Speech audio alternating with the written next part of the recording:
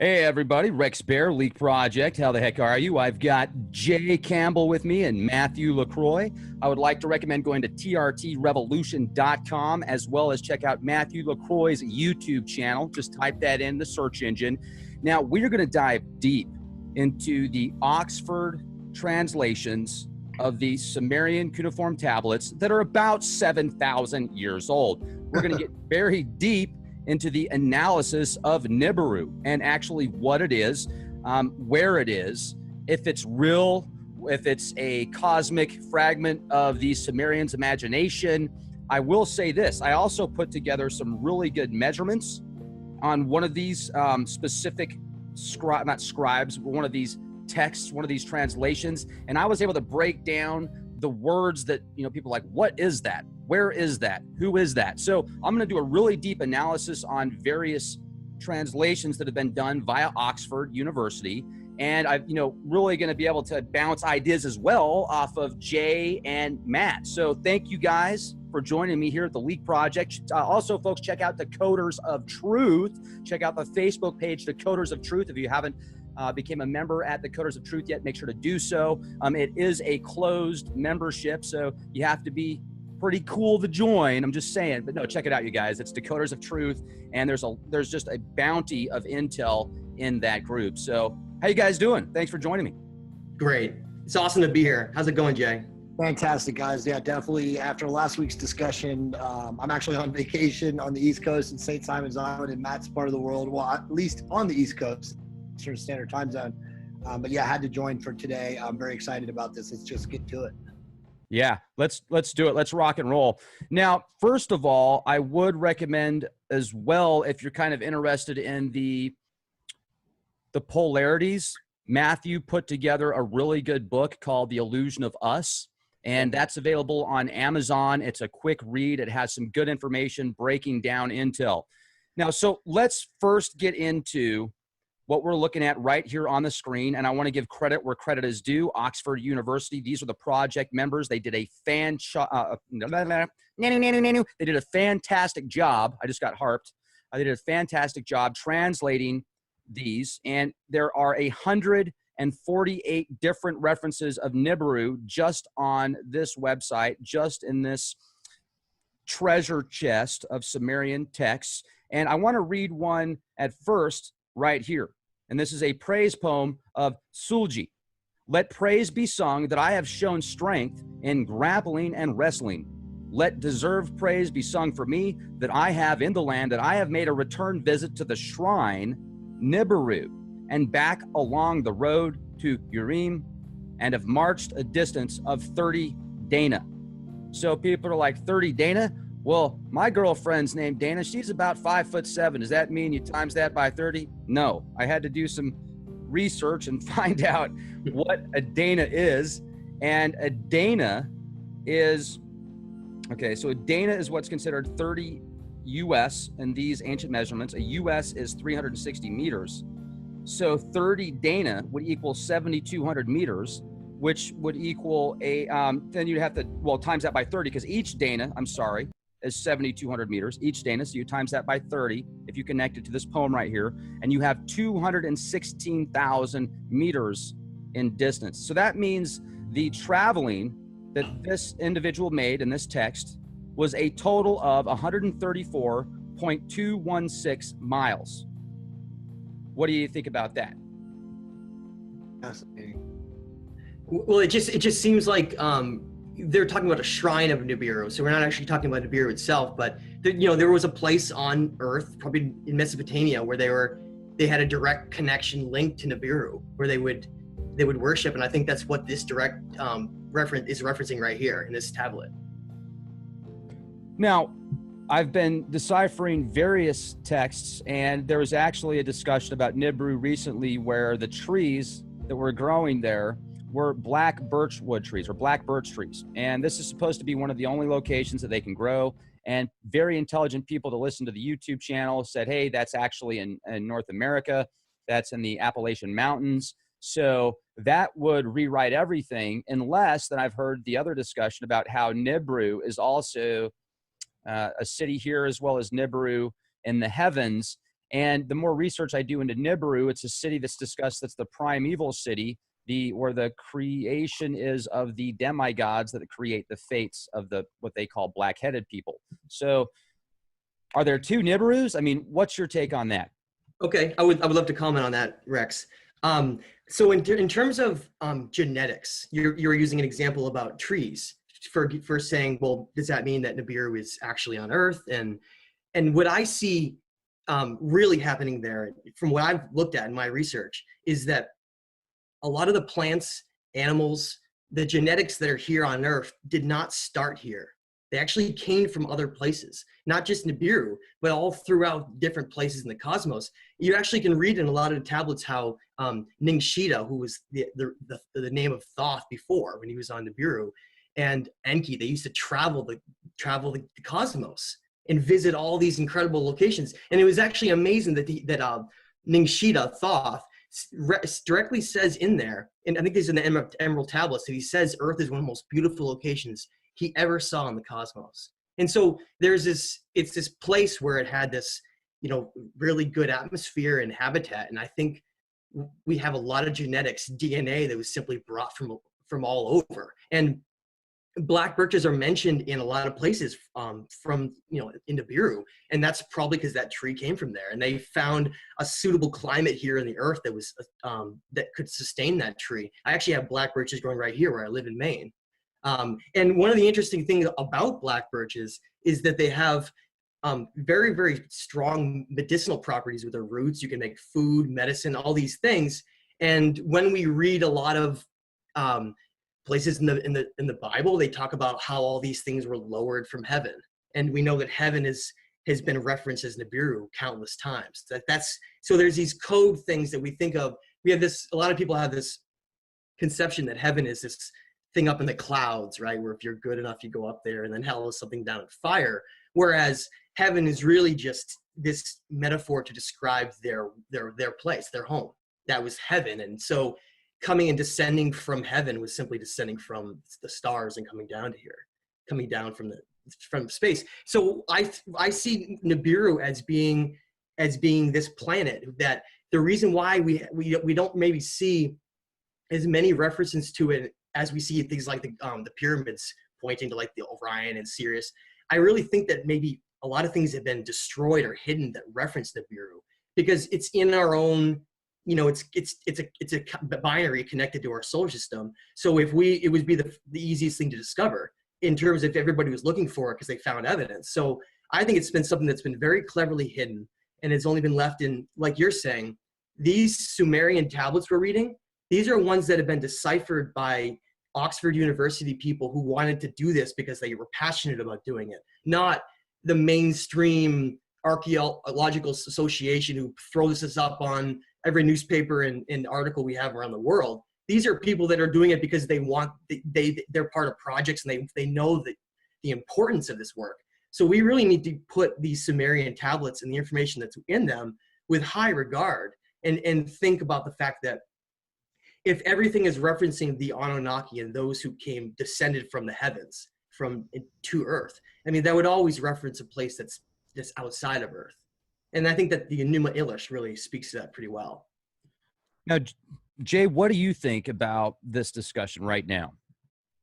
Well, I find it fascinating because Gerald, all the great researchers spelled Nibiru differently than what is spelled here in this text, or these text decodings from these Oxford scholars. So to me, it just gets to tell you that this information is so difficult and is so widespread as far as people are interpreting it, that it's almost impossible. We talked about last week the riddle inside the enigma. It's almost impossible to truly decode this in a way that everyone uniquely agree on. Does that make sense?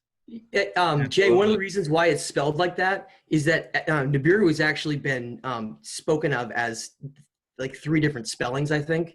And the reason for that is the name Nibiru. If anyone's wondering, that's a very strange name or what all these things. The reason it's called that is, if you learn, and this is directly relating to how the planet acts in this giant elliptical orbit. The name itself, Nibiru, in whatever variation it is, simply means the crossing. And if you think about these these passes where it causes destruction, and sometimes in the ancient past it's collided with other objects, and moon satellites have collided. Right. This crossing aspect really starts to make sense, and it really gives evidence to the fact that Nibiru is this destructive planet that crosses right through.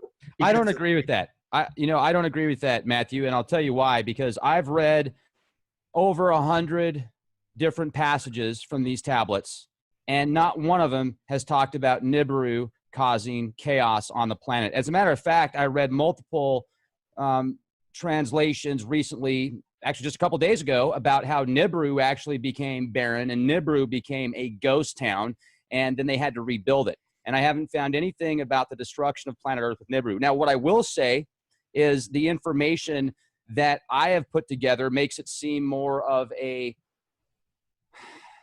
almost like a cosmic, it's got to come from the Pleiades. And I'll tell you why. Because the reference of the seven protectors, the seven luminaries, not only does that connect to the seven chakras, far beyond that, that connects to the Pleiades, the 7 cluster star system in the Pleiades.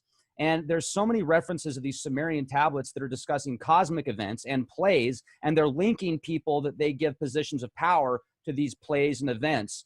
Now, I'm not saying that there isn't a planet Nibiru. I am not saying that. There very well could be, because they refer to it as something in the heavens, which very well could, which sounds like a planet, but they don't give the location except for those little hints. So let's say that there's this orbit of 3,600 years, which I haven't been able to verify yet at all. Well, let's say that it would come from the Pleiades system. Then how fast would it have to travel, and what would be the consequences? And it talks about the effects of what happened on Nibiru also. So something definitely happened to Nibiru, whether it was a war, whether it was cosmic events, whether it had issues too, but it talked about the rebuilding of this. Now, here's where I'm going to go with this, because this is really important. People need to understand this. When I broke down, I'm going to read to you a dedication of a statue, Solji. And you can see it right here on screen. On a day that dawned for prosperity that was destined for rain clouds, he ran from the Kiur of Nibiru to the shrine of Urim, the Temen Ni Guru, and provided the princely bowls of Nana, set up in the morning dining hall with a copious ration. On that day, prosperity was decreed for him. In a violent storm, a whirlwind that broke out, Utu, Solji returned to the lustrous Ikur. So before I get into details, does anybody know what any of that means? Because I do. I broke it down. Can I comment on that, Rex? Yeah, but let's keep it short, please. Okay. One thing we want to consider is that there are so many Sumerian tablets, and most of them haven't even been translated yet. And some of them may not even be referencing Earth. As in, I know you mentioned heavens and earth here, but some of the stories they're talking about, a lot of these Sumerian tablets are they're epics, right? They're like the Atrahasis is the epic Atrahasis. Talks about his story, right? And that happens to be on Earth.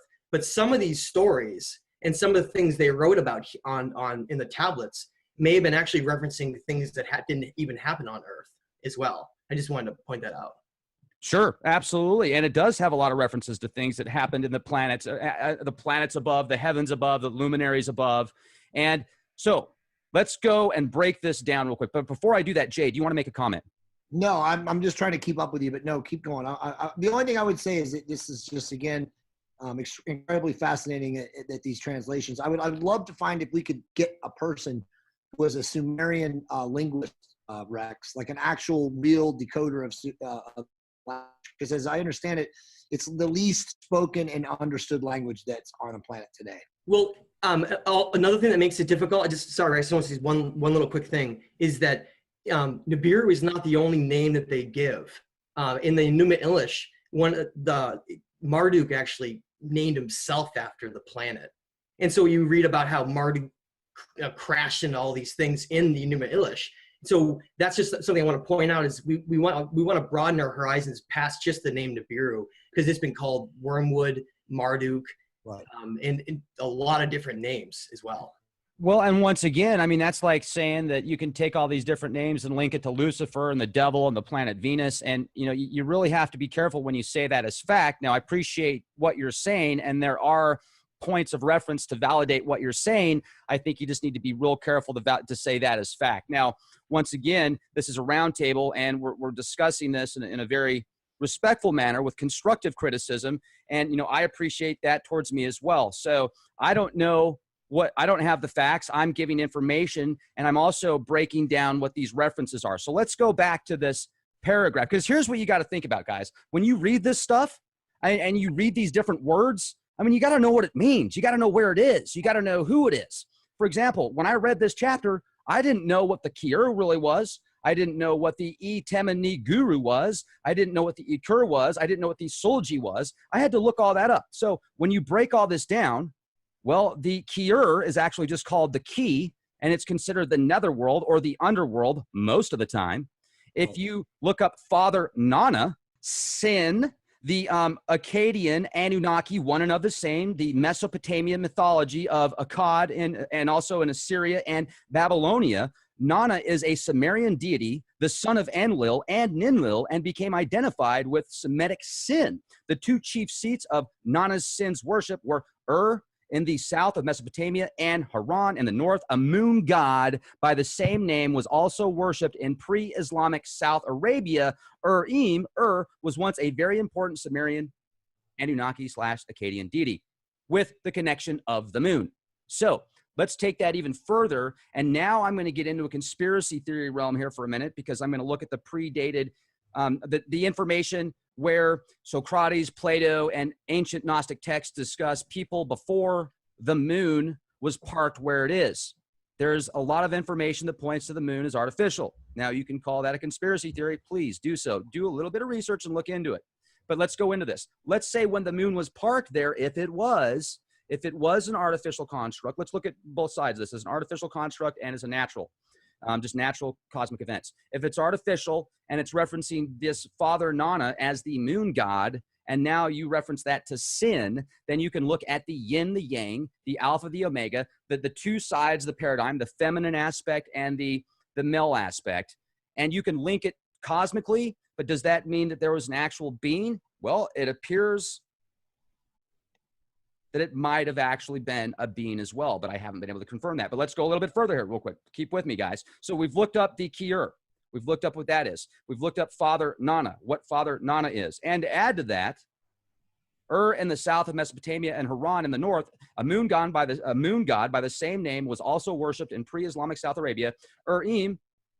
A Sumerian god, the coastal city near the mouth of the Euphrates on the Persian Gulf, the coastline located in modern southern Iraq. So Urim, or it's called Ur, because this is one thing that Jay brought up a minute ago that makes a lot of sense. Jay says, hey, you even look at the word Nibiru and it's missing the I. And you look at these words and they're missing a couple letters here and there, but they're the same thing. Well, when you look up these specific words that I just read from the Oxford translations, well, guess what? You're going to have to look them up with 2 extra letters, minus 2 letters. But they're the same thing. So the Solji, what's the Solji? The Solji is actually a Mesopotamian king. What is Ikur? Ikur is the garden of the gods. In Mount Olympus, in Greek mythology, they thought of it as Mount Olympus, as the place where the gods gathered to make the decisions of the earthlings. It's called in Sumerian, the mountain house, the meeting location of the demigods, aka Anunnaki, Olympian gods, Akkadians, potato, tomato, tomato. And I'm going to add a couple more things here because you guys are probably still wondering what Temeni Guru is, unless you're a scholar already. That is the ziggurat of an ancient Sumerian temple built over 4,000 years ago, at least 4,200 years ago, which links to that Solji Mesopotamian king that I just referenced, and the Persian temples that were built, these Mesopotamian temples that were built. That's all in connection to what I just said in that one paragraph. So it took me like an hour just to research that one paragraph and link all those different names and times. So what do does that mean? What do you guys think about that? Matthew, what would you take on that? Yeah, I mean, the ziggurat, I think still parts of that are still around. You can still find all that. So what you were saying, the easiest way to translate all this stuff is break it down by every name and go find out what they mean. That way you can actually get a sense for where these places are. And I think that most of these references that we see are just referencing the activities of what they were doing at the time based on going back and forth between Anu, the ruler of all of it. So they had to go up on the mountain and connect with the great either Father Enlil or who can then talk to the great Anu. There was always this hierarchy system of them going through to make decisions on the earth. And I think this is just referencing the different places they were going at the shrines and the different houses they were going to literally make decisions about humanity's future and what was going to happen for them on that planet and what resources they were obtaining and all these various things. So you kind of read about, so there's so many of these that haven't even been translated yet. And when you actually get to look at them, you just see it's just basically these epic stories or even just day-to-day activities of what these Anunnaki gods were doing. Well, so I have a different comment, Rex. You guys can still hear me, correct? Yeah. So Sound great. So, okay, cool. So my thoughts on this are, and I know where you're going with this, Rex, so I'll just jump right on and agree with you. This is all being covered up, okay? The reality is we have software technology today that can decode, millions, as you said, you said it last week, whatever, a million, floating, what is it? I forget the mathematical term for it, per second. They've decoded everything, all these different words with missing letters or missing vowels, and then we're also not even talking about the literal translation, right? We're talking about the spoken word translation, which can sometimes mean different, because remember, words have power. When spoken, there's a difference, there's inflection and all these other. So my take is very simply, there is a group of people on this planet, whether they are the Anunnaki themselves or not, the Illuminati, whoever you want to call it, that have fully decoded all of this, and they know everything exactly as it is, and it's still being kept from us. And these, fragments of what you have, available on Wikipedia, through Oxford, translations is just, I won't call it bunk, but it's obviously just piecemealed, so that we can still all stay in the dark. Because you and I and any of us can continue to read this stuff and try to translate this stuff and make sense out of it. But as you can tell, it's been left in a way that keeps us from knowing the full truth, which is obviously what they've designed for us since day one. Yeah, it's like basically just give them whatever little fragments are left over from all these disasters or whatever wasn't destroyed, and just let the little people try to figure it out. They're not going to get very far, right? Right. I mean, but do you agree with that, Rex? I mean, do you kind of agree that there's no question that all of this has been translated with the technology that we have available to us at the highest levels? I mean, here's what I think. I think that they give us bits and pieces of truth, and Right. we have an opportunity to get a lot of truth. And then at certain levels, because of certain industries and institutions that want to keep people in the dark, they'll take the most important things. For example, maybe saying one of these hieroglyphics is 3,000 years old when it could be 30,000 years old. Exactly. That makes a pretty big difference, Yeah. And let me add to this real quick. Let me add to this, because here's something else I've been doing research into. They're called erotica, or the errata. It sounds like erotica. That's why I'm thinking of the term here. I did some research on them recently. It's a culture, the master builders that built the Göbekli Tepe, and they are absolutely incredible. They predate the Sumerian culture by approximately 20,000 years, and they were talked about by the Sumerian culture as the master builders, as those that built these incredible temples and technologies. So then you take this information back another 20,000 years. And then you look at these Egyptian hieroglyphics that are just absolutely incredible, cutting edge, where they were able to dissect the afterlife. And they were able to put it onto paper and actually describe how you can manipulate the afterlife in this life. It's incredible. So yeah, we get lied to about things, and then they throw us truths and little bits and pieces and let us go kind of with the carrot at the end of the stick. And I really think that because of that, it takes divine intervention. It takes not only the spark within ourselves that God has given us to find, because we are in an information hard drive right now. We are in an information highway where this information is in front of us in signs and symbols, and even down to the quantum level. You can find the microcosms within everything. And in this holographic construct matrix that we live in, every small piece, every sum makes up the whole. So, I mean, it's just fascinating. And yeah, you're absolutely right, Jay, when you say they lie to us about stuff. They throw us the scraps too. Like, here you go, little boy, get it. Hey, real quick, Matt, before you jump in, Yeah. so let's stay there, because I know where you're going with this, Matt. I'm reading your mind right now. We're so psychically connected right now. But so would we say then that this master builder race, which we all three started to talk about a little bit last week, Rex brought it up, and then we talked a little bit about it last week. Would we want to say, to just try to put it into the timelines of our understanding of history, that there have just been so many different beings, obviously sentient, obviously of advanced technologies, probably of different, dimensions, or not dimensions, but just, I guess dimensions, fourth, fifth, sixth dimension, that have come here, throughout our, billion-year-old, planet's history, and, established their domain. And before you answer, Matt, I was actually just reading about the Domain Expeditionary Force, which, Gerald, I know you and Rex have talked about that. Or I mean, Rex, you and Gerald have talked about that. But I was just reading about that, the Ahura Mazda and the domain forces and stuff like that. And then there was an Ancient Aliens episode. I wasn't doing any research, but somehow it led me to that this morning, because somebody sent me an email and a link about it. And I was just reading it for like 5 minutes this morning. But would you guys agree then that it's so impossible to figure this out, because there has been so many beings that have come here and set up shop and obviously interjected with us, and then obviously tweaked us and engineered us? I mean, if we start thinking about the master builder races being before the Anunnaki, which it seems like they might have been, I mean, were they even part of the Anunnaki? That's where it gets really, really crazy. So it's like my working, thesis of what's going on is that there's just been so many races, like you said, Rex, that it's impossible to truly know without divine intervention. Well, I mean, I hate to use that word impossible, just because when you put a label as something impossible, then you've already built those walls, and it's near impossible, man. It's freaking tough. But right. You know what, Jay? We can do it, man. And that's the beauty of this. I feel that it's coming to light. I really do. I think it is. People like you, people like Matt, people that are listening to this program right now that are looking for the truth. Enough of us look for the truth, and it's either going to put these guys in a corner to where they're going to lash out big time, which they very well could do, or it's going to be that 100 monkey syndrome, that 100 awesome person syndrome that turns into this intergalactic change. So let's hope for the latter. It doesn't take very many people, to cause a rupture of truth throughout.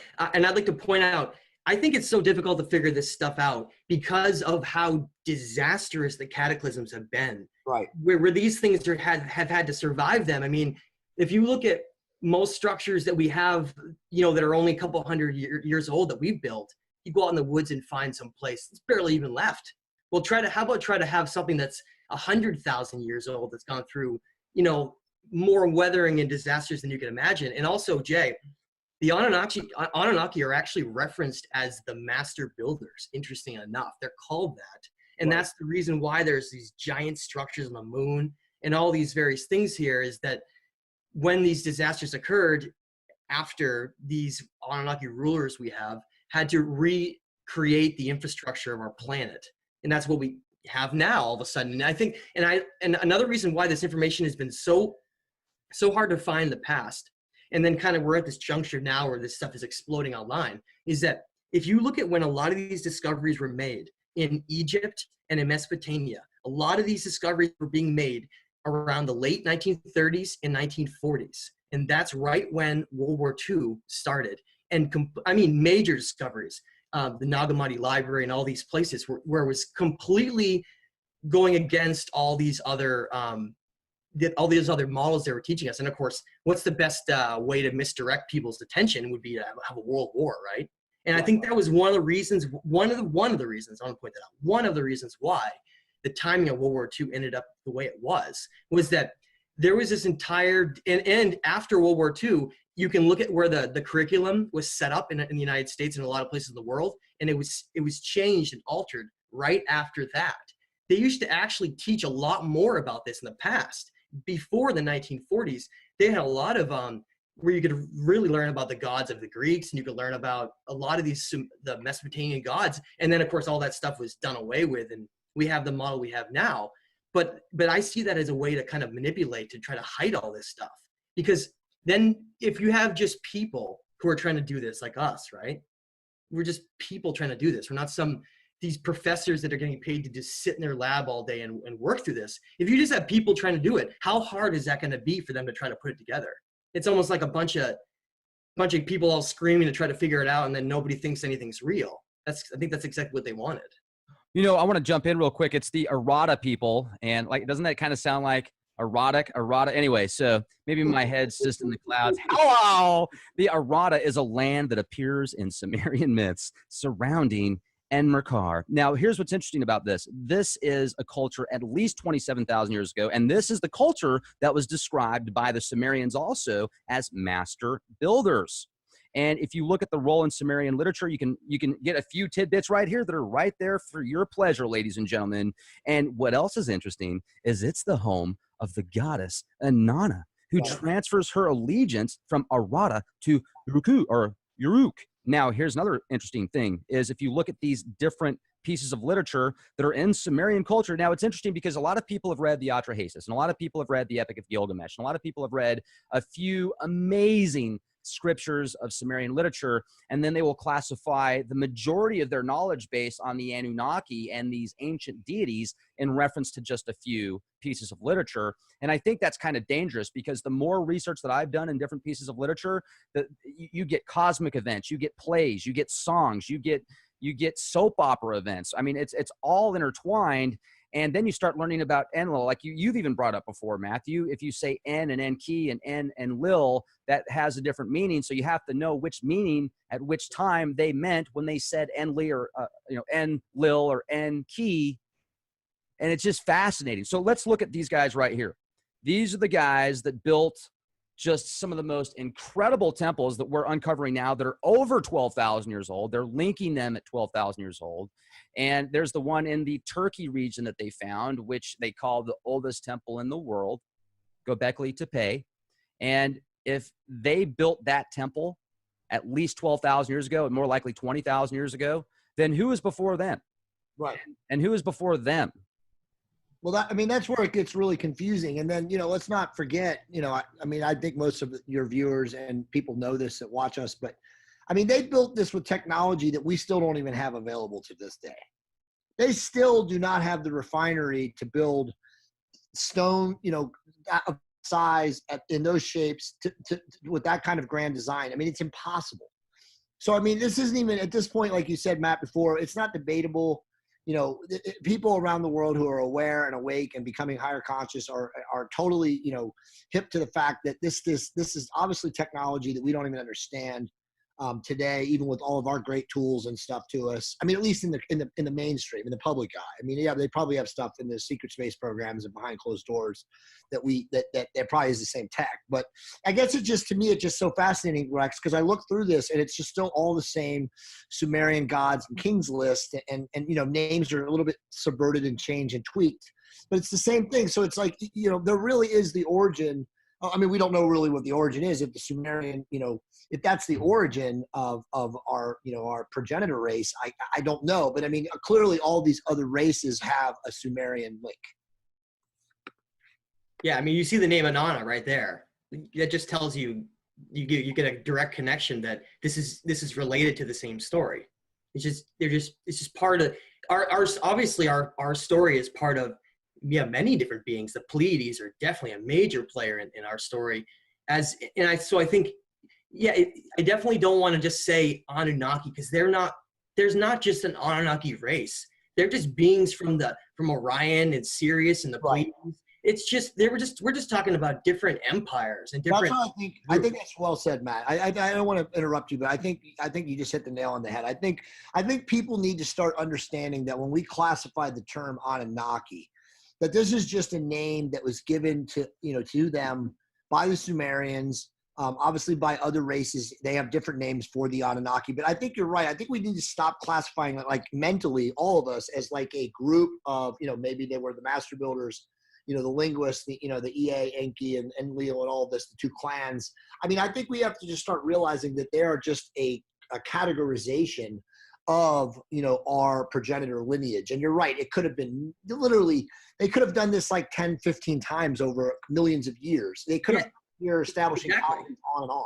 Look at the story with the Dogon. Look at the story in the Dogon in Mali, Africa. You look at all the similarities with this water being, right? That they met, that gave them all this wisdom of the star Sirius. Well, you learn and you connect that fish suit that he's wearing into all the Sumerian stuff, and you learn that the Dogon, they called those beings the Nomo. Right. They didn't have any kind of an Anunnaki name or any Enki name or anything like that. They called them the Nomo, which was referencing fish people, right? Because Enki always referenced himself as like Lord of the Oceans, and he was one of his symbols was the ocean, the sea.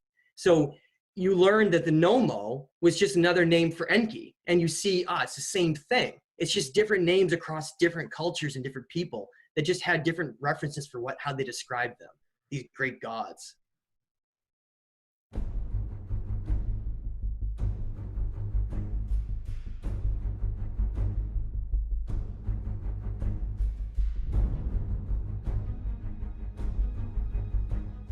All right, folks, you need to take a look at this. This is called the Tiger Stream streaming device. Pretty much, we're getting rid of cable because we heard about this. Y'all already know what it is. Your boy Soulja Boy. Shout out to Tiger Stream. We just opened it up straight out the box. Yeah, man. If you ain't got this in your crib, you ain't no big dog, man. And I finally figured out a way to cut the cord for good and no longer pay subscription for cable. This is a really handy device that allows you to stream live content straight to your TV. The Tiger Stream is the best media streaming Android device that I've ever used. When it comes to looking for something to watch, I swear, the Tiger Stream box is king. From the moment you open the box, the Tiger Stream is going to stand out from all the other streaming box providers. I put this thing through its paces, and let me tell you guys, this thing is a game changer. If you're like me and you are sick and tired of feeding the beast, with all the content this device can access, it literally pays for itself in just a few months.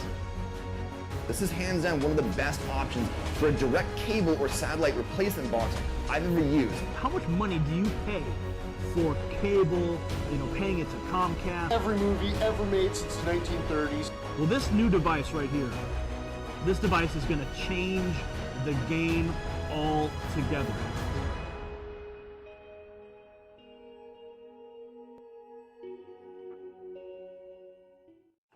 Well, and when you put all this together, and then you even see how in various Hollywood films the Anunnaki are presented, where do we take it? And if we really come to the conclusion that there's beings, Enki, Enlil, Anu, and Nana, if they're actual beings and they're controlling things, like where are they? What are they doing? I mean, are we all like just a fragmentation of their mind in some VR system, and that explains the holographic universe and the quad code DNA and how we see things that, like how certain people can see ghosts and spirits, and it's just, I mean, where do we take it? What do we do? And here's another thing I want to add to that. If you read the ancient texts, they certainly talk about how they looked at people as subhuman.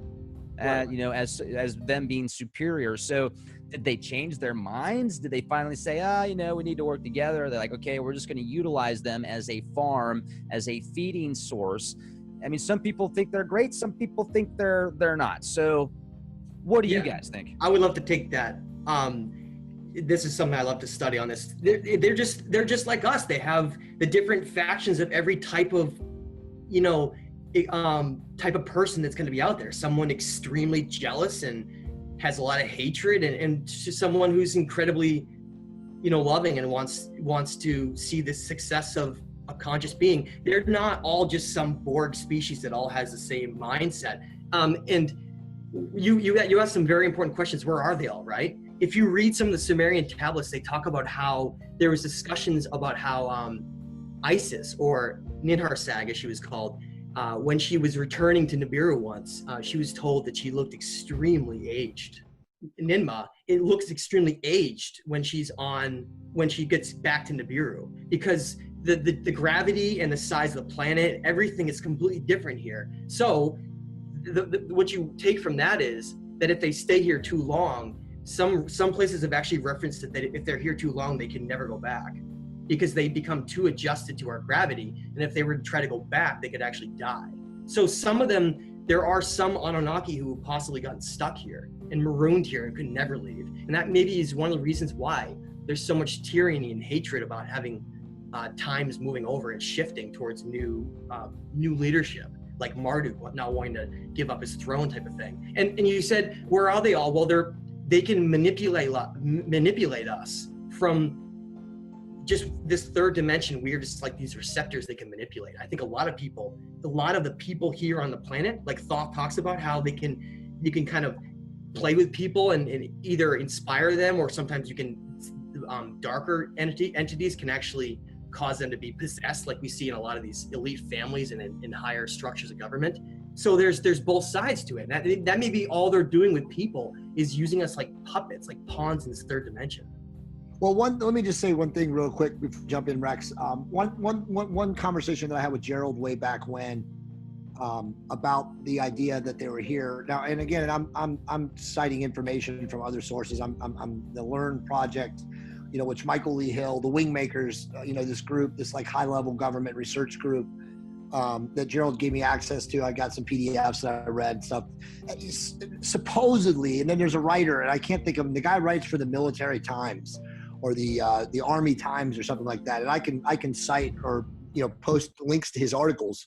The guy's not a crackpot at all, but there's been times where the Anunnaki that have stayed behind have revealed themselves to people, like the highest level governments. Like there's stories that I've read that Gerald shared with me in Africa. Matt, I think he shared this too with you in 2014, in a really remote place in Africa, like supposedly Marduk has revealed himself to people.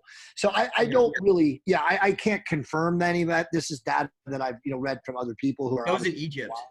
Yeah, it was somewhere in Africa. I can't remember, but it's been recent. So, and again, that's all I wanted to say is that there are high level government groups, black operative groups, that are supposedly in cooperation and communication with some of these Anunnaki that have been left behind. And Matt is right. They're not all nefarious. There's some of them that are actually, for the advancement of our species and for the advancement of, us evolving. So it's very confusing. Well said, Jay. Yeah, that's great. Absolutely, Jay. And also on top of that, I want to add, let's go back for a minute to that one discussion we were having about that specific a dedication of a statue. So it talks about on the day that dawned for prosperity that was destined for rain clouds. So let's break this down as a collective whole here if we can for a minute. So he ran from the Kir.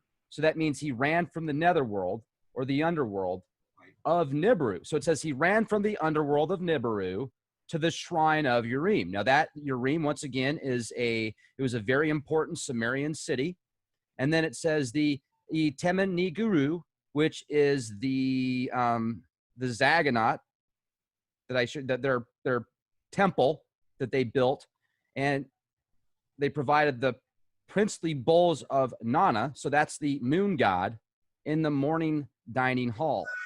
So the day of prosperity was decreed for him, and there's a violent storm, whirlwind that broke out. Utu, Solji returned to the illustrious Ikur. So Solji, he freaks out. He's the king, right? And he takes off back to Ikur, which is a city. It's actually more important than the city. The Ikur is what we're looking at right now. It's the Garden of the Gods. It was considered Mount Olympus in Greek. It's where the gods went together to decide what would happen of the mortals. Crazy. Yeah, it sounds like it just from what you were reading, it sounds like he, going into the underworld, maybe it's even referencing some kind of a portal device to even get here. I mean, there's so many Sumerian writings to read through. That's one I haven't actually even gone through yet, but it really does sound like it's some kind of a portal connection here or something where they can travel. Because I mean, to go in the underworld you're either talking about going actually physically under massive underground tunnels, or you're using it as some kind of maybe you're using it as a reference to lower dimensions, because Earth, after all, is in a lower dimension than their planet. Did you guys hear me get into the Sumerian tablets that talked about Inanna's descent to the underworld and Gilgamesh's messenger's descent to the underworld?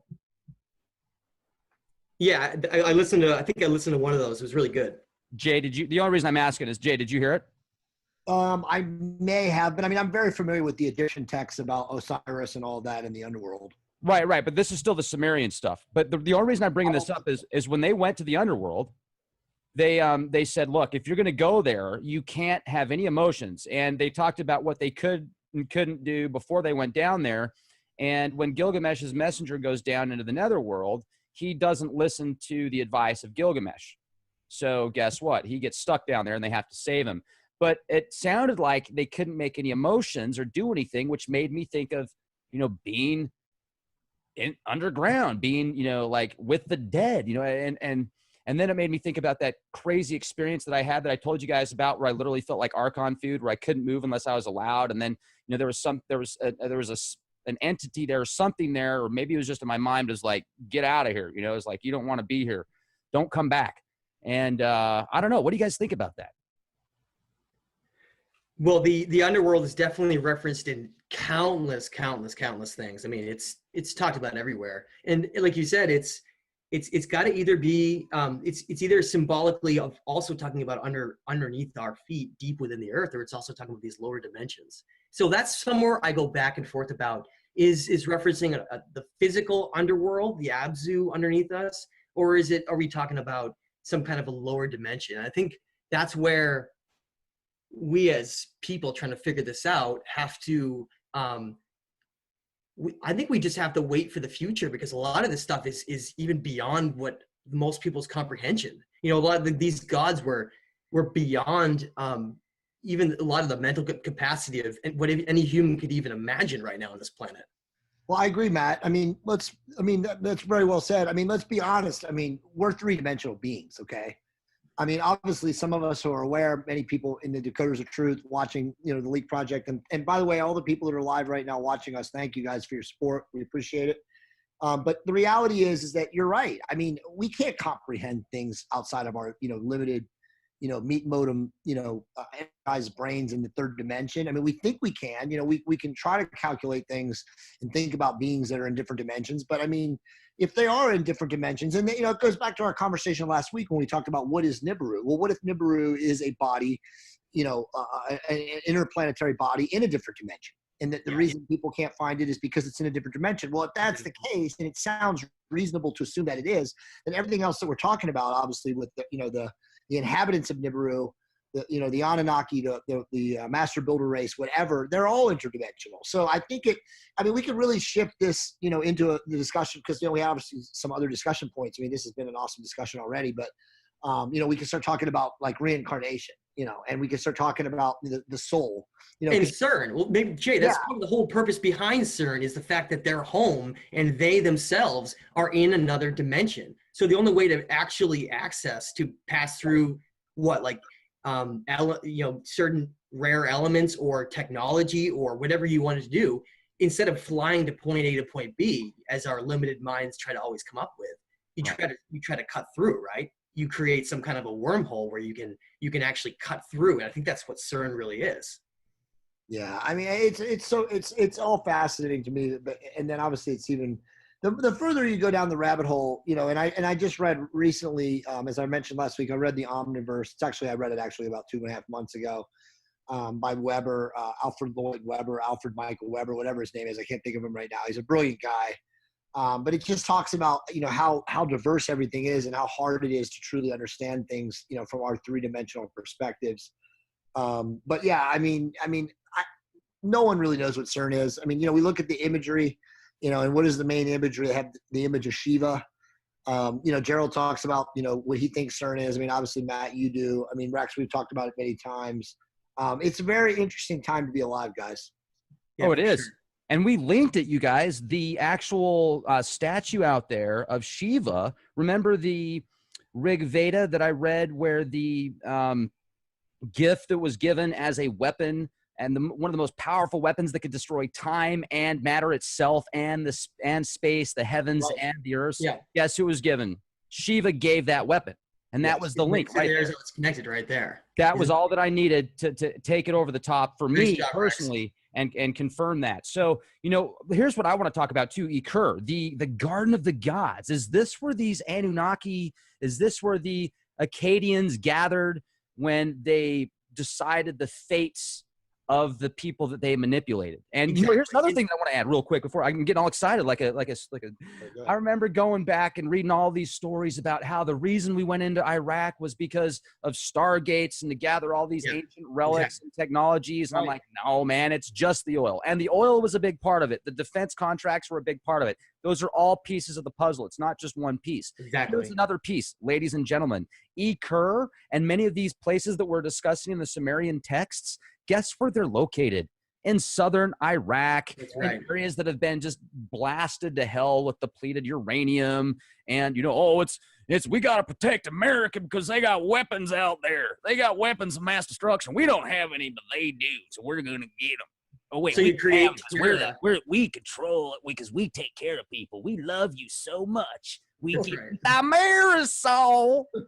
So they create terror in a certain place to make people believe that they should be fighting there, like the Middle East, and then throw us into a turmoil when the real motive behind it, like you said, behind just the petrodollar, is simply just to get access to steal all of these ancient Sumerian things. You can actually look and find, there's a lot of people that have shown evidence that the U.S. government actually raided the Iraqi museum. Right. And raided countless of the artifacts there. And then, of course, you see ISIS, this terrorist group, going around just destroying every single Sumerian structure that they can. Why would a terrorist organization, right, just trying to control people and get money and be a terrorist, why would they be going out of their way to hunt down all these rock structures that have no interest to them and destroy them, unless they're simply like these hired goons to kind of finish the job of what wasn't done during the Iraq wars? Well, I think, let me just say, I think it's just still the warring clans, right? We know that the Anunnaki are at war. They've been at war forever. And you're right. They hire different factions of human beings to do and carry out their bidding. And what if, guys, you know, Rex, because you just brought up something fascinating, and I know, you know, and I know, you know, Joseph Patrick Farrell, you know, give him a lot of credit because he's done a lot of research into looking into Iraq, you know, the first Persian Gulf War, and what was really going on with Bush, you know, raiding the temples and looking for this. Rex, what if that really was just the Anunnaki, you know, whatever clan, the Enlil clan, you know, in charge of the Bush family, looking for that weapon, that weapon? And what if they found that weapon and then, you know, put two and two together, and then all of a sudden, well, CERN comes. There you go, Jay. There you go. CERN comes into existence. So there's a very stark reality of what can be interpreted and what is myth or fantasy. And I really think that, you know, Hollywood does such an amazing job of kind of telling us what's really been happening, you know, behind the scenes in their, you know, fantastic way. Yeah. And maybe as you and I and all three of us are becoming more and more aware, and obviously thousands of people like us, maybe there's just a lot better way to connect the dots. And maybe that's what this is. And it's just constantly the war between the clans, and the clans, you know, moving their chess pieces around the board, you know, going back to Jason and the Argonauts, you know, Gerald's always fond of that movie. And then just kind of showing how they puppeteer us. And one last thing about the Occur, I want to stress this to everybody that's watching this, or will watch this in the rewind. If you guys really want to understand what the hell is going on in the world, familiarize yourself with both Greek, Roman, and Norse mythology.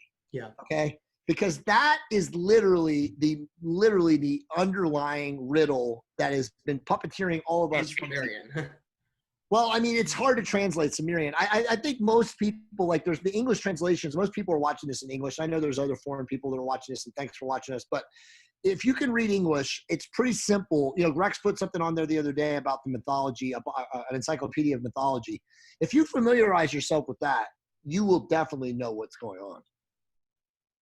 History repeats itself. It has a very eerie way of doing that. Now, if you guys can see what I'm sharing with you right now, this is a Sumerian star map.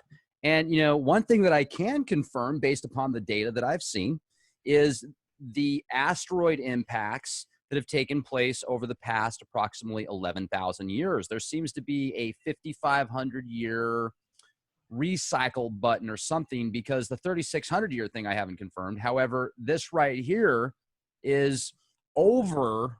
Okay, so this was 5,500 years ago approximately. The exact date has been referenced because of a very, you know, technologies like what's that star map technology that you can type something into and it'll tell you the location of a planet. It's oh yeah, it's a Google thing.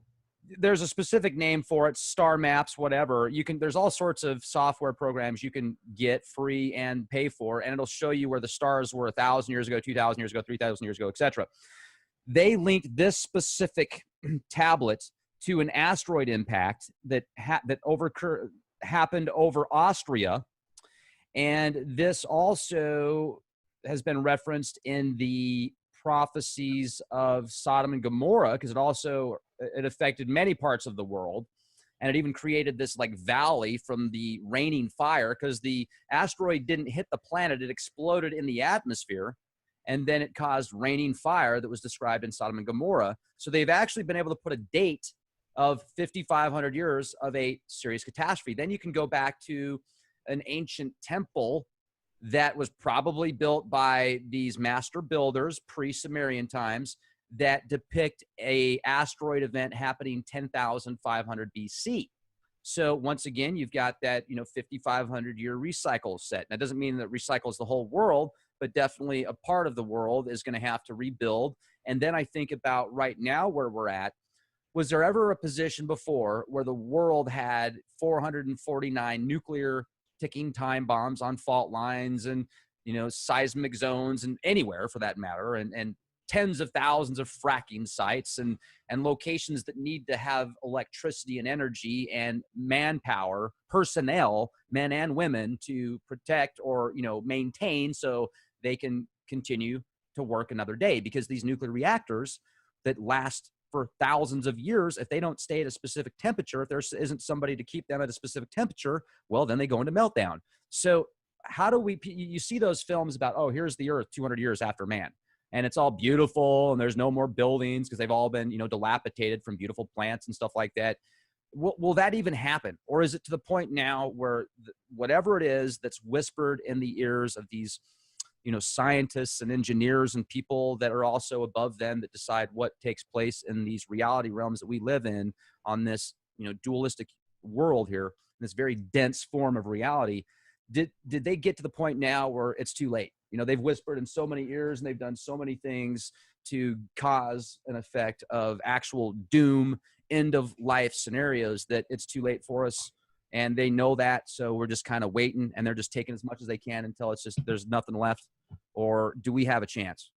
I would say we absolutely have a chance, but we're going to go through some extreme turmoil on this planet. We're talking about, like Jay says, the magic money system that's been controlling it for so long, that's been kind of patched in about 1 million times, combining with, all the religions, but really that are going to collapse.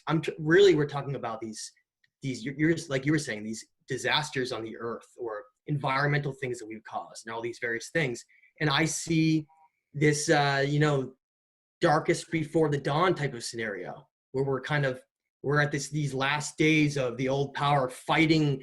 What happens whenever an army is about to be overtaken and lose? They usually will destroy everything they have and not care and kind of just give in, and the whole thing starts collapsing and everyone turns on each other. I think that's what we're starting to see. It's like this collapse of the old system, so they're just polluting and trying to destroy whatever they can at the very end, because it's kind of gotten out of control. But I do see, as dark as that may seem, I see at the same time a world population of so many people that are waking up all the time, that even our collective itself has moved on to a place where so many want to protect the earth and so many want to move forward with another future, that future that they want to envision for us of doom and destruction and some new world order that takes over. I don't think that that's going to be able to manifest.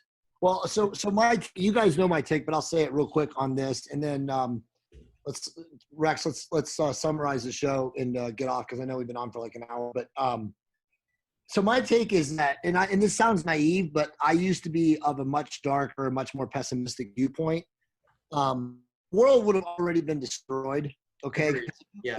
If you look at what's happened in the last 100 years with World War I and World War II, somewhere along the line, the ETs, the benevolent interdimensional beings, whomever they are, the good Anunnaki or whatever, they're subverting us from destroying ourselves. Now, obviously, my viewpoint is based on the fact that the Earth is this amazing, planet of resources, and these other beings who are far advanced of us need it, for other specific things, whether it's, to mine minerals, whether it's for, us, for the life forms. I don't know. The terraform, it doesn't matter. I'm not going to let the planet blow up. So however whatever happens to the planet, the powers that be, so to speak, in the technological, universal hierarchy are not going to allow this planet to go boom. So my take is, that there are going to be a loss of life in my guess, I would assume. I don't know how it's going to all materialize, but I mean, we just have history to judge by, right? And we know that there's been multiple ELEs. There's been, as you said, Rex, asteroid crater impacts. We know the dinosaurs have been extincted. I mean, who knows how many times, human beings or, our forefathers before sapiens were extincted. It's going to happen.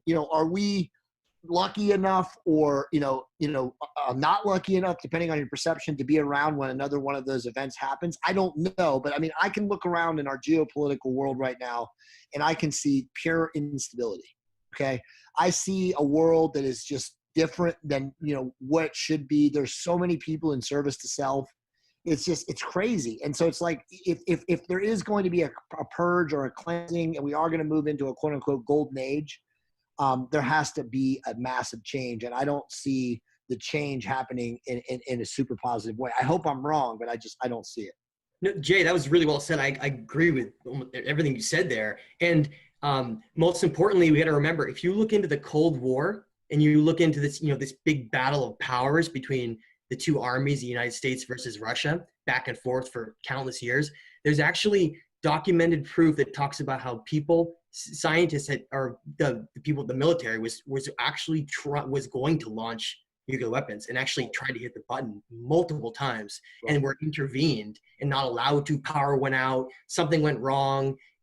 This, like Jay said, we would have already destroyed ourselves if it was up to the missile silos were deactivated. The nukes were turned off. I mean, there's powers way beyond our understanding that are involved right now in our affairs, both militarily and obviously governmentally. So, that can't even be debated anymore. I mean, sure, you can be low conscious and debate us, but that's not for anyone of consciousness. They already know that. And again, brilliant. I like that NLP trigger word there, Jay. That was good. You like that? Brilliant researchers. That's a lot, man. That was, I think, $1,000 course at one time, Rex. But millions of, or I'd say not millions, but hundreds of researchers have proven this out. And I don't need to name names. I mean, there's a lot of brilliant people out there.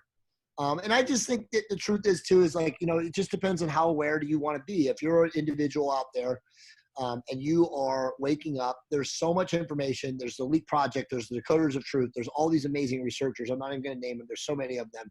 And you can get all this information and make a decision, through internal discernment yourself.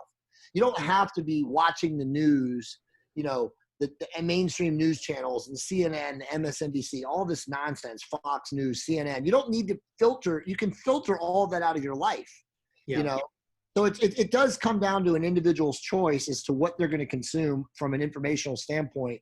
And truly, you guys have said it great, throughout this whole entire podcast. All the information is available to you. How willing are you as an individual to discern it? That's right. Well said. I like that. We have to be able to develop this self-control aspect, right? Are we advanced? Are we beings that have high intelligence? Or are we children who can't control our own self-control demiurges? Like, I'm hungry, or I'm sleepy, or I want to just do something easy and not challenge. Go beyond the comfort zone of your lives. Push yourselves. Go find the truth, no matter where it leads. And I guarantee it'll improve your life, because sitting in the background and remaining ignorant only lasts so long. Eventually, you're going to be in the dark too long, and it's going to be a very confusing place. Give a quick shout out to Decoders of Truth, Jay, because I know that just last month, didn't you have your fastest growing month with Decoders of Truth ever? Yeah, it's incredible, dude. We're actually almost at 15,000. I mean, wait a minute, let me check. We might actually be over. I'm sorry, we're over 15,000. In fact, it's so out of control. I think it's like at 15,600 people. Hold on. I can tell you in 2 seconds. Right now, that's great. We have 131 people that want to join the group, and we're at 15,586. And I'm not kidding you. We've probably gone up 5,000 members in the last 6 weeks. It's incredible. What do you think? People are becoming aware for sure. People want the truth, right? It's incredible. I mean, it's absolutely incredible. I mean, there's so many people that are waking up and trying to discern for themselves, like, what is and what's not truth. So yeah, it's great. I mean, and I mean, that's very positive information. I appreciate you bringing that to my attention, Rex. Well, also, I mean, why do you think that is? What do you think was what caused the big jump? Well, I mean, I have my own theories. I mean, you and I have talked about it before. I believe there's great cosmic energy going on right now in the universe. I think that through solar radiation, the solar radiation changes, which you've measured, numerous times. I don't know, obviously we posited that theory last week that maybe CERN has moved us. But I just think that overall, it's the age of Aquarius. There's massive cosmic radiation, cosmic energy waves that people are starting to feel, and it definitely changes people's DNA. I actually just read an amazing article today. I wish I could find it right now, about how DNA, they used to think that DNA was completely static and you were born with your DNA, but now they realize that DNA is absolutely amenable, and it changes based on, your frequency, your love language, your emotional commitment, your service to others. I mean, it's truly amazing how much they're finding out. Obviously David, he's written, what's his name? What's the guy, David? He's written the source field his source field book talks a lot about the DNA. What's the guy's name? David, what's his last name? I'm having a harp moment. I don't know.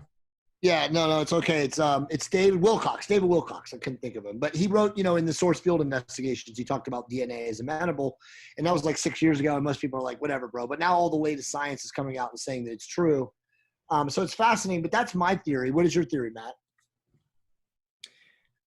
I agree. I would just be careful. I think a lot of there's research, there's truth to be found in a lot of places, and there's also disinformation. So just when you're going down this path of trying to find out how to uncover reality, just always have a filter of being objective, no matter where it comes from, and you'll always be steered correctly, no matter what. Yeah, no, actually, I did want to say, I do believe that David Wilcox has been gotten to. I believe that a lot of his information that he's put out has been great. I feel the Source Field Investigations is an amazing book, and everyone, listening to this podcast should read that book. But as I told both of you guys, when you start getting supported by the mainstream news, the New York Times, all of the quote unquote fake news, the big regimes that are controlled by the controllers, you gotta really discern, because at the end of the day, those are the guys that are calling the shots, as far as infiltrating the message and infiltrating kind of the matrix, as we would like to think it. And like Michael Tellinger giving in and saying flat Earth is real. Well, I mean, all of it. You got to discern. I mean, Michael, who am I to say that Michael Tellinger has not put out amazing research? Because he has, right? I mean, slaves. Well, that's the whole point, isn't it? Right. He became too big.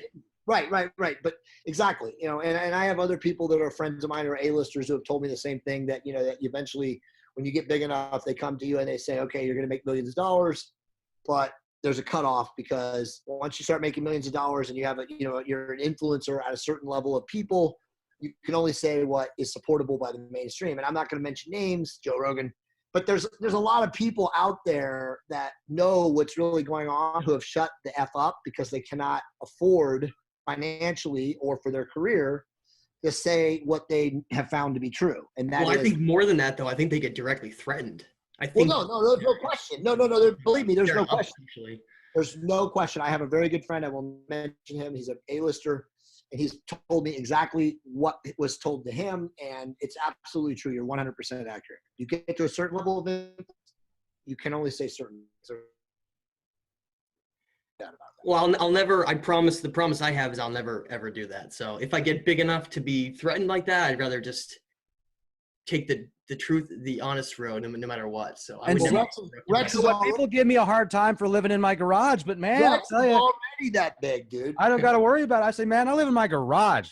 I'm just somebody that's living in my garage. I'm like, Grandma, can I have a cheese sandwich and some tomato soup and some top ramen for dinner? As long as I live with Grandma in the garage, I'm okay. They don't got to worry. Absolutely. I think Rex, you're 900,000 or 880,000 subscribers away from getting told off.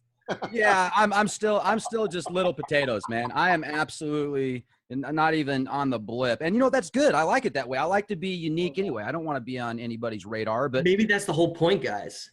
If we weren't, a little bit less mainstream, we wouldn't be able to do this. Right. No, it's true. Without a doubt, they would have already harped us. We've been shut down. No, Everyone- bingo. right? By the way, man, I'm the same way. I tell people this all the time. It doesn't matter how big I get, no matter how big my mission grows. I will never be bought off. I will always, talk about things that I talk about. This kind of stuff. I live for this stuff. I have a thriving career in the mainstream, fortunately or unfortunately, depending on your perspective. And it's only getting bigger, but I will not be bought off. It doesn't matter. I mean, people can write those words down for me. I will never be bought off. They'd kill me before I would be willing to, be subverted. You can take our land, but you can't take our freedom. Yeah. Exactly. Ow! My kids have never been vaccinated, and they never will be vaccinated. Good job, Jay.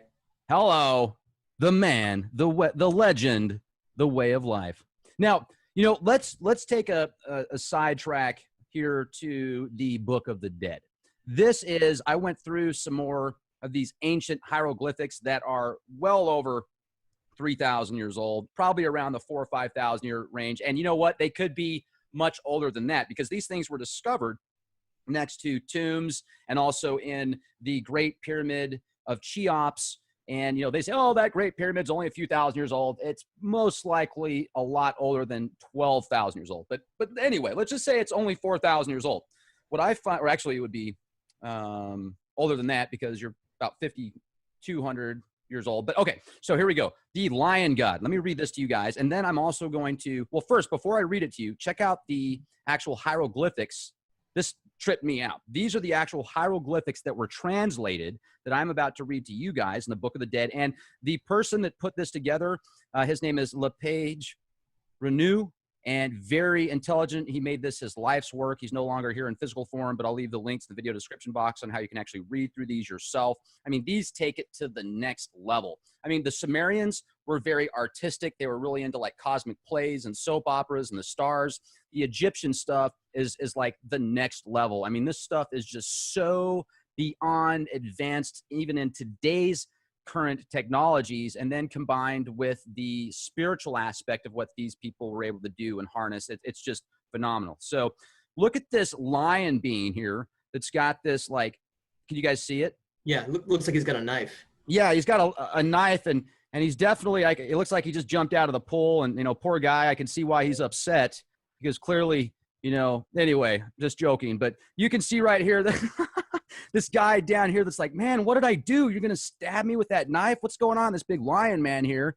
And you can read through some of the notes, but then when you go here and actually read about, let's go to the actual chapter itself in the Book of the Dead here, chapter 28, Lion God. I am Unbu, and what I abominate is the block of execution. Let not this whole heart of mine be torn from me by the divine champions in Heliopolis. O thou who closest, or O thou who clothest Osiris and hast seen Sutu, O thou who turnest back after having smitten him and hast accomplished the overthrow. The whole heart of mine remaineth weeping over itself in presence of Osiris, and strength proceedeth from him. It hath obtained it by prayer from him. I have had granted to it and awarded to it the glow of heart at the hour of the God of the broad face, and have offered the sacrificial cakes in Hermopolis. Now, what are sacrificial cakes? Are those the ones that we hear about now, the modern occult stuff where they add some type of bodily fluids to these unleavened pieces of bread? I think it could be. Let not this whole heart of mine be torn from me. It is I who entrust to you its place, and stir your whole heart toward it in Sechet Hotepet, and the years of triumph over all that it abhors, and taking all provisions at thine appointed time from thine hand after thee. And this whole heart of mine is laid upon the tablets of Tamu, who guideth me to the caverns of Sutu, and who giveth me back my whole heart, which hath accomplished its desire in presence of the divine circle, which is in the netherworld. The sacrificial joint and the funeral raiment, let those who find them bury them. What do you guys think about that in reference to these right here that we're looking at, the petroglyphs? It's crazy. I think we're talking about Egyptian beings, most likely, some higher up they were able to actually have this knowledge, because most of the regular people didn't have it. We're talking about someone who is able to transcend I think, the third dimension and be able to actually pass on to, if you look at who Osiris is, you can see the very strong connections to this being a reference to Enki and being some kind of the great god who determines, the hearts and how pure someone's soul is, weighing them. So and the lion god, I know the Sphinx was actually supposed to be a lion. So it then was defaced and turned into what it is now. But so there's a lot of very interesting references to that. And we know ancient Egypt was the most advanced place in the ancient world after Atlantis disappeared. All the advanced knowledge and the crystal maze and all those went to Egypt. So that's why you have all of this incredibly deep knowledge of knowing how to transcend the physical world and being able to go right into a higher conscious state that you could probably travel into the underworld, Well, if you're eating the manna from God, as they called it, the white, the what do you call it? The monoatomic gold. The monoatomic gold, right. So if you're eating that, it does talk about that, Rex. If they're eating that, then they can transcend, or ascend, obviously body out or leave their body, so to speak. It makes sense. I mean, and again, we're trying to make a literal interpretation of this, but my guess is that they weren't complete savages and they were cutting hearts out. Yeah. And it's obviously more metaphoric. But that's my guess, is that they're talking about and you mentioned it, Matt, the mystery sects, the priests, who truly, were the what do you call it, the keepers, the protectors, right? The keepers, the protectors of this information. And there you go. There's a picture of a priest right there. They're obviously able, as mystery sect initiates, they're able to do this. They have access to this, monoatomic gold, the Ormes, and they're eating it or ingesting it or whatever they're doing, smoking it. And, then they travel into the next dimension or travel to wherever it is, the netherworld or, a different dimension or whatever. And so it makes a lot more sense when you think of it that way versus the literal interpretation, which is kind of crazy. I think that's what most times we have to look at, is that not everything is always supposed to be literal. Sometimes it is, or maybe even pieces are literal and other things are metaphorical. I mean, taking the heart out of someone could mean you simply weigh their heart, like on a scale, to see how pure it is. Does it have a lot of fear and hatred in it, or is it empty of those and it's full of compassion? So Osiris was always weighing the souls and the hearts of the men here.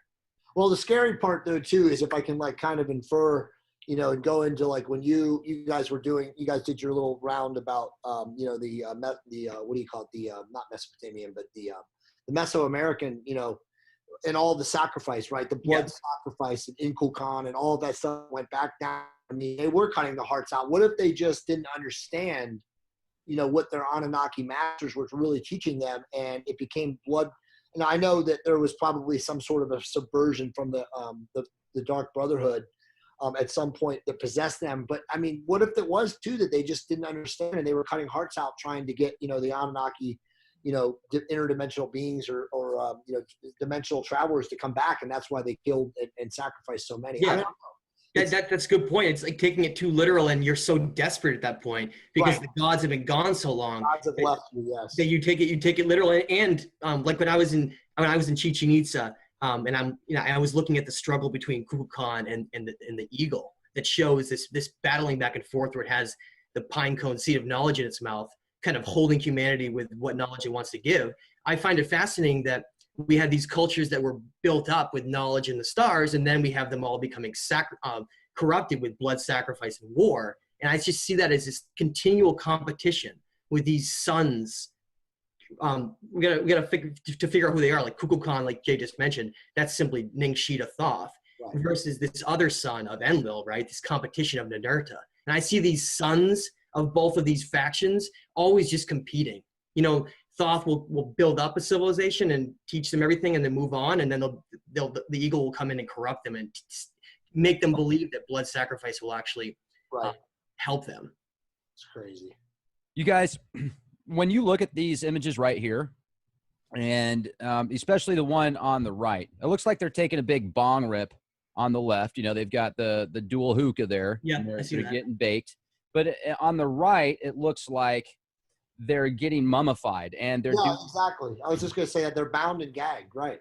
Now, and to add to that, I'm thinking to myself, and one thing that I do think Gerald Clark has done a very good job in is analyzing the human antenna aspect. So when I think about that, and I've studied these different positions, the prana and other positions that you will do for meditation and certain breathing techniques that will take you into specific essence. And if they're getting ready for the other side, the netherworld, the underworld, this physical embodiment, the way that they are located, and then in conjunction, it looks like there's some type of tool that's being used, something, pottery as well. I don't know what kind of medicine or herbs or tinctures or smoke or whatever they're using. It looks like they got baked first on the left there. They're like, okay, first we're going to get baked, and then we're going to give you some hallucinogens, and then we're going to sit you down and you'll be fine, even though you're entombed in this. And position them to a specific position, right? Right. So, but they get in this specific position, and then they're connected with, the universe in a certain way as an antenna, and that would make sense to me. So they're like blasting off. They're like, that's it. They're not really dying. They're creating their own essence and going through that portal in this sense. I mean, that's what I'm saying. They took it to a science. That's right. They're actually excited to with what they're doing right there. They're not, screaming and crying, and no, they're excited to go and pass into this next stage of their life, this next place where their consciousness can travel. If it's done a certain way, they can probably track where those consciousness would go of those certain kings. Mind blowing. And let's do this real quick. Let's actually, now that we've seen it, let's see how close we are in the translation here. So 27. That would be this one right here.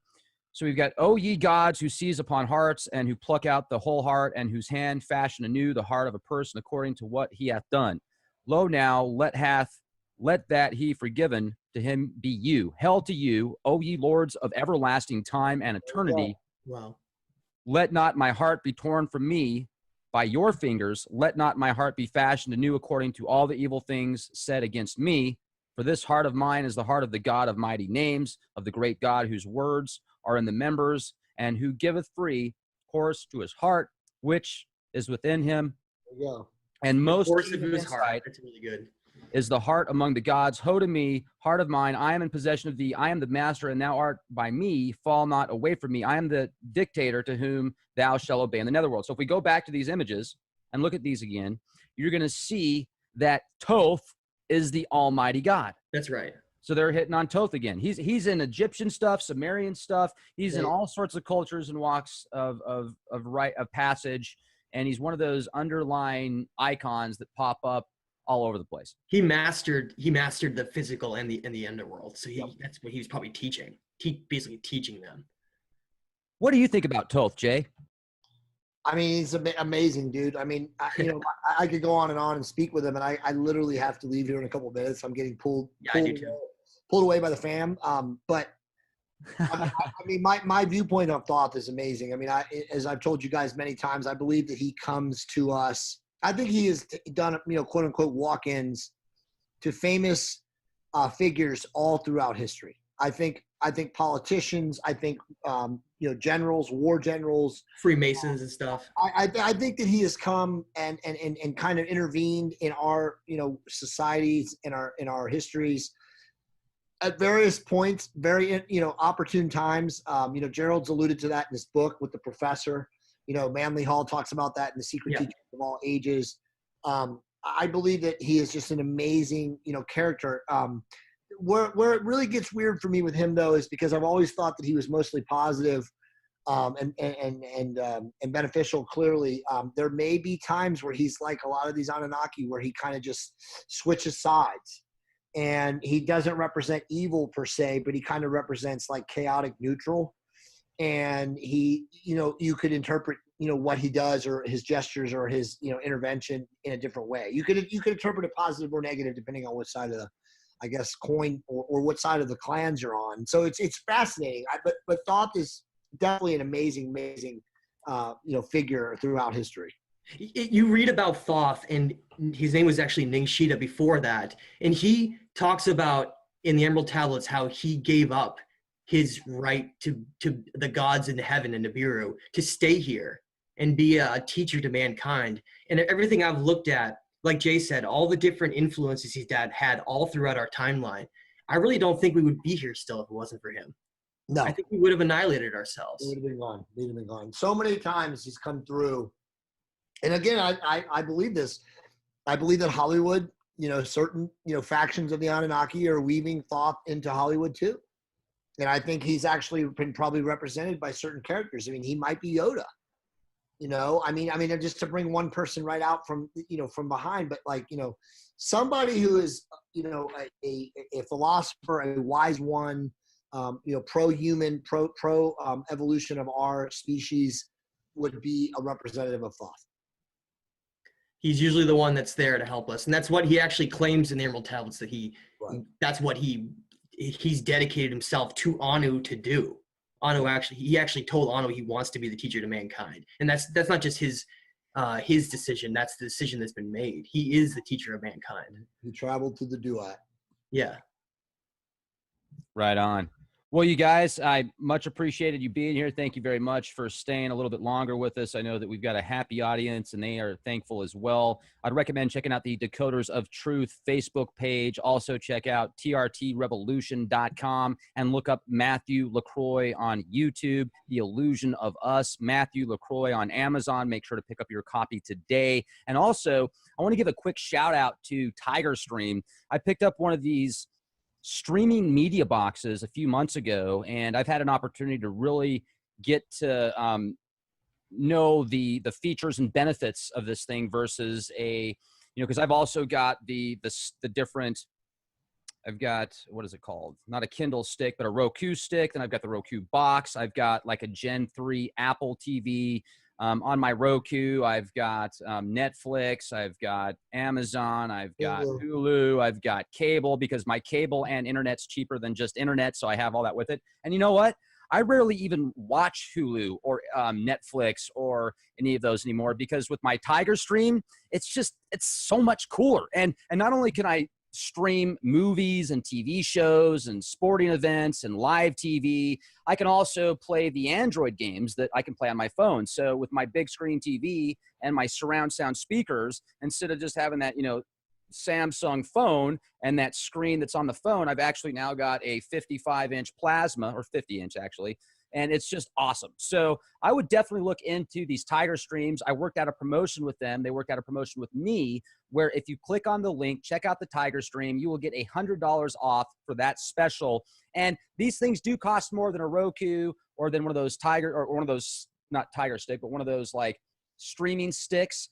It's definitely worth it. It's a night and day difference. Now, if you don't have a whole lot of money, then one of those sticks might be a good option for you. But if you can spend a few bucks, I would definitely recommend one of these things, because not only are they awesome and they offer a whole lot more features, but you've actually got customer service that is there to help you. And they will. Like, they'll actually talk to you, a real person. So check it out, TigerStream. Click the link on the video description box. That is my shameless plug, ladies and gentlemen. Thanks, Jay. Thanks, Matthew. You guys are awesome. I appreciate you being here with me. Thanks, guys. It was really awesome to be here. Let's keep it going. We'll talk again next week. Absolutely. Right on. And thank you, everybody else, for being here with us. Be excellent to each other, ladies and gentlemen, and be the change you want to see.